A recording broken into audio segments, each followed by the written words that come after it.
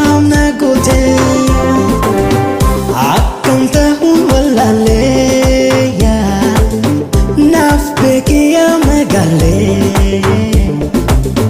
sina bute kalbinti ya sirkatu alifaya